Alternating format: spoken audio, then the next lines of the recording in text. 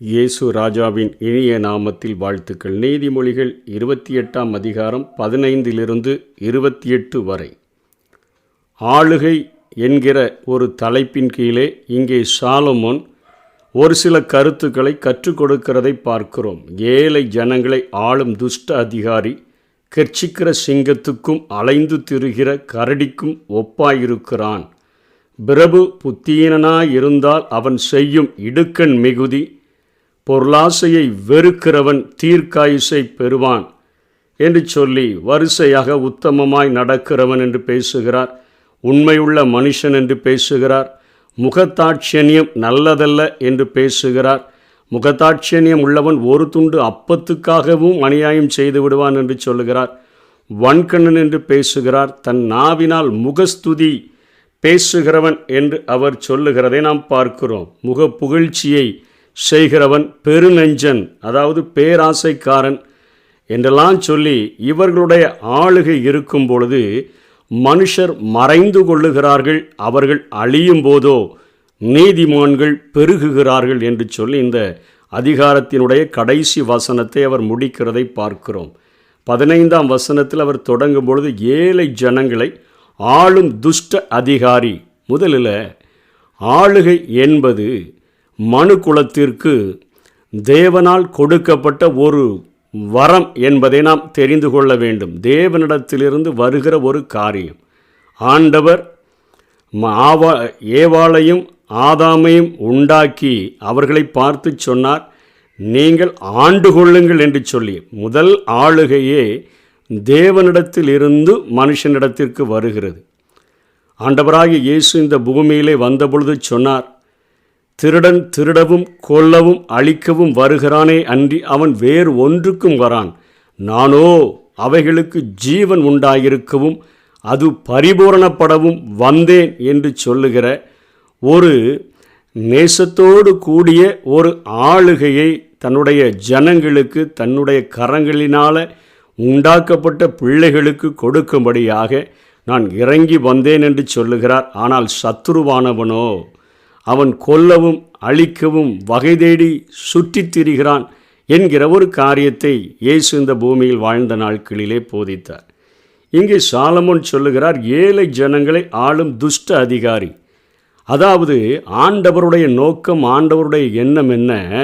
ஆளுகையை மனிதனுக்கு கொடுத்த அவர் தன்னை போல தங்களுடைய நிலைகளில் இருக்கிறவர்கள், அது ஒரு தேசத்திற்கு அவர்கள் அதிகாரியாக இருக்கட்டும், அல்லது ஒரு நாட்டிற்கு அதிகாரியாக இருக்கட்டும், அல்லது ஒரு மாவட்டத்திற்கு அதிகாரியாக இருக்கட்டும், ஒரு வட்டத்துக்கு அதிகாரியாக இருக்கட்டும், அல்லது ஒரு குடும்பத்திற்கே தலைவனாய் அதிகாரியாக இருக்கட்டும், எந்த ஒரு பொறுப்பில் ஒரு மனிதன் வைக்கப்பட்டிருந்தாலும் அவன் ஆண்டவரை உள்வாங்கி அவருடைய சுபாவங்களை தன்னுடைய ஆளுகையில் வெளிப்படுத்த வேண்டும் என்று ஆண்டவர் விரும்புகிறார்.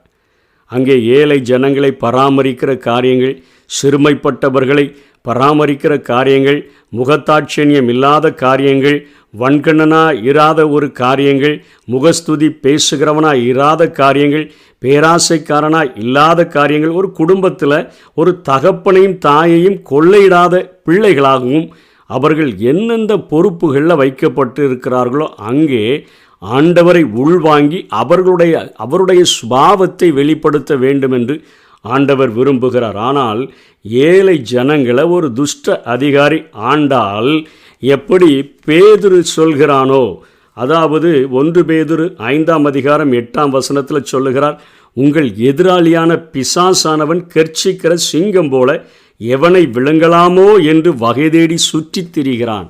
இன்றைக்கு ஆண்டவரை உள்வாங்கி ஆளுகை செய்யாதபடி இந்த உலகத்தின் அதிபதியாக இருக்கிற பிசாசை உள்வாங்கி, பிசாசினுடைய சுபாவங்களை உள்வாங்கி ஆளுகை செய்கிறவர்களைத்தான் வேதம் துஷ்ட அதிகாரி என்று சொல்லுகிறது. அந்த துஷ்ட அதிகாரி அவர்கள் கெர்ச்சிக்கிற சிங்கம் போல எவனை வழுங்கலாம் என்று வகை தேடி சுற்றித் திரிகிறார்கள். அவர்கள் திருடர்கள், அவர்கள் கொள்ளையடிக்க விரும்புகிறவர்கள், கொலை செய்ய விரும்புகிறவர்கள் என்பது போல வேதம் அருமையாக நமக்கு கற்றுக் கொடுக்கிறது.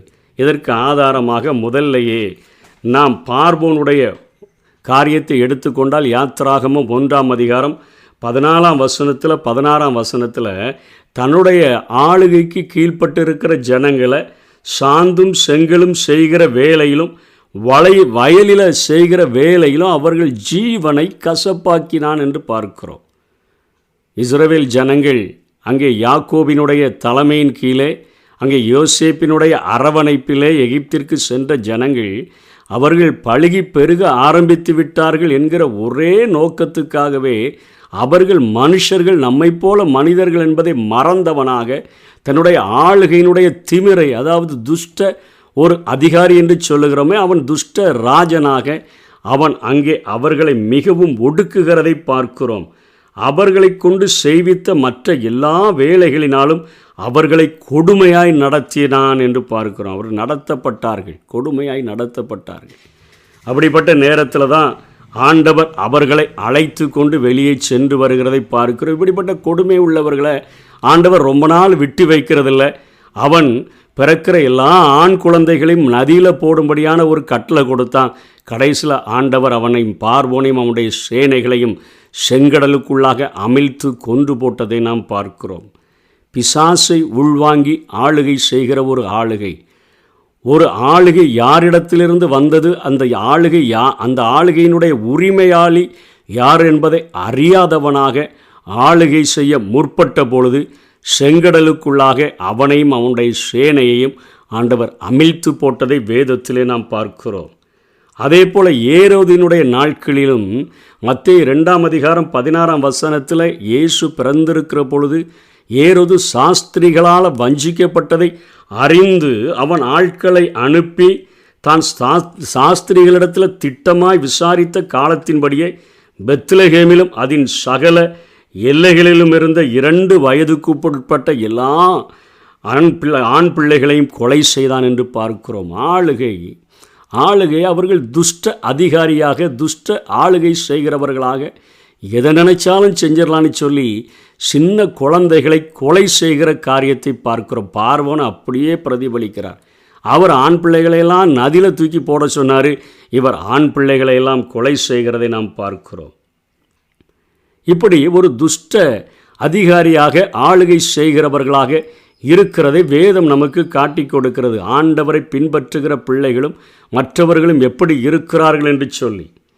அதே போல் 28ஆம் அதிகாரம் 16ஆம் வசனத்தில் பிரபு புத்தீனனாக இருந்தால் அவன் செய்யும் இடுக்கண் மிகுதி. இப்போது சாலமோன் ஆண்டவரால் தாவீதுக்கு பின்பாக அவன் அரசாட்சியை பெற்று அநேக ஆலோசனைகளை ஆண்டவரிடத்தில் பெற்றவனாக, ஆண்டவரே எனக்கு ஞானத்தை தாரும், இவ்வளோ பெரிய தேசத்தை நீர் எனக்கு தந்திருக்கிறீரே, நான் சிறு பையனாக இருக்கிறேன், எனக்கு நீங்கள் ஞானத்தை தாங்கன்னு கேட்டு அந்த தேசத்தை தகப்பன் வைத்திருந்த எல்லையை பார்க்கிலும் பெரியதாக மாற்றியிருந்தான். ஆனால் ரெகோபெயாமோ ஆண்டவரிடத்தில் விசாரிக்காதவனாக அவன் தன்னுடைய தகப்பனுடைய ஸ்தானத்தில் இருந்த, தன்னுடைய தகப்பனுடைய அமைச்சரவையில் இருந்த முதியோர்களுடைய ஞானத்தெல்லாம் தள்ளிட்டு தன்னோடு வளர்ந்தவர்களுடைய ஞானத்தை கேட்டபடியினால் புத்தியீனனான காரியங்களை ஆண்டவரிடத்தில், ஆளுகையை தந்தவரிடத்தில் கேட்காம அவர்களிடத்தில் கேட்டபொழுது அவங்க சொன்னாங்க குறும்பாக, ரெகோபெயாமை பார்த்து உன்னிடத்தில் கேட்க வந்த ஜனங்களுக்கு நீங்கள் எங்களுக்கு நல்லாட்சியை தரணும்னு சொல்லி வந்து இஸ்ரவேல் ஜனங்கள் கேட்டாங்களே, அவருக்கு நீர் என்ன பதில் சொல்லணும்? என்னுடைய சுண்டு விரல் என் தகப்பனுடைய இடுப்பை பார்க்கிலும் பாரமாக இருக்கும், உங்கள் நுகத்தை பாரமாக்கினார், நான் அதிக பாரமாக்குவேன். சவுக்குனால என் தகப்பன் உங்களை தண்டித்தார், நான் தேள்களினால் உங்களை தண்டிப்பேன் என்று சொல்லி கடினமான உத்தரவு சொன்ன பொழுது ஆண்டவரே பார்க்கிறார். 2.5 கோத்திரத்தை ரெகோபெயாமுக்கு கொடுத்துட்டு மீதி இருக்கிற 9 கோத்திரமும் யெரொபெயாமை பின்பற்றி சென்று விட்டதை நாம் வேதத்திலே பார்க்கிறோம். ஆளுகை என்பது தேவனுடைய கரத்திலிருந்து வரக்கூடியதாக இருக்கிறது. அவர்களுடைய வழிகளிலே வந்த ஒரு ராஜா யோயாக்கீமனை குறித்து எரேமியா எழுதுகிறார். எரேமியா 22ஆம் அதிகாரம் 15-17 யோசியாவினுடைய 2 மகன்கள், அதில் ஒரு மகனாகிய மூத்தவன் யோவகாஸ் அங்கே எகிப்துக்கு பிடித்து செல்லப்படுகிறான். யோயாக்கீம் இப்பொழுது யூதாவிலே அவன் அரசனாக இருக்கிறான். அவன் சாலமோனை போல அப்படியே ஆட்சி செய்யணும்னு சொல்லிட்டு சாலமோன் செய்த நன்மைகளை செய்ய விரும்பல. இன்றைக்கி சொல்கிறாங்களே, அவரை போல நல்லாட்சி கொடுக்குறோம், இவரை போல நல்லாட்சி கொடுக்குறோன்னு சொல்லி. அதே போல் யோயாக்கீமனும் அரண்மனைகளை ஒரு மிகப்பெரிய தோரணையாக கெட்டுகிறதற்கு லீபனோனிலிருந்து அநேக கேதுரு மரங்களை வாங்கி வேலை செய்கிற ஜனங்களை நசுக்கி அவங்களுக்கு குறைவாக சம்பளம் கொடுத்து மிகப்பெரிய பில்டிங்கெல்லாம் கெட்டினா. 11 வருஷம்தான் அரசாட்சி செய்தான். ஜனங்கள் மேலே அக்கறை இல்லை. அங்கே பாபிலோனுடைய அரசனால் கொண்டு போகப்பட்டு அவன் வெட்டி கொலை செய்யப்பட்டதாகவும் அவனை அப்படியே வெளியே போட்டுட்டு போயிட்டாங்க. அடக்கம் பண்ணாத ஒரு நிலைமையில் மரித்தவனாக வரலாறு கூறுகிறதை பார்க்கிறோம். சாலமோனுடைய ஆட்சியை கொடுக்கணும்னு நினச்சாரு.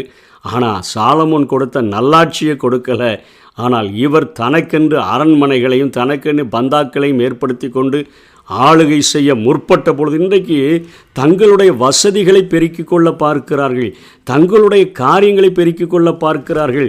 இன்றைக்கு முகதாட்சியம் காட்டுகிறவர்களாக இருக்கிறார்கள், ஐஸ்வர்யவனாகிறதற்கு தீவிரிக்கிறவர்களாக இருக்கிறார்கள். இன்றைக்கு வன்கண்ணனாக இருக்கிறதை பார்க்கிறோம், பெருநெஞ்ச பேராசைக்காரர்களாக இருக்கிற பார்க்கிறோம். இது ஆண்டவருடைய சுபாவம் அல்ல.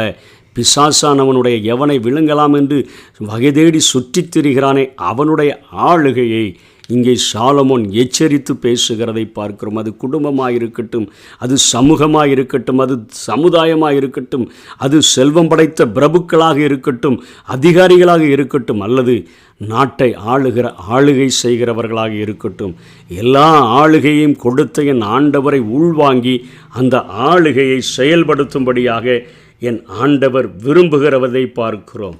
ஆகவே தான் இங்கே சாலமோன் சொல்லுகிறார், ஏழை ஜனங்களை ஆளுகிற அதிகாரி துஷ்ட அதிகாரியாக இருக்கக்கூடாது.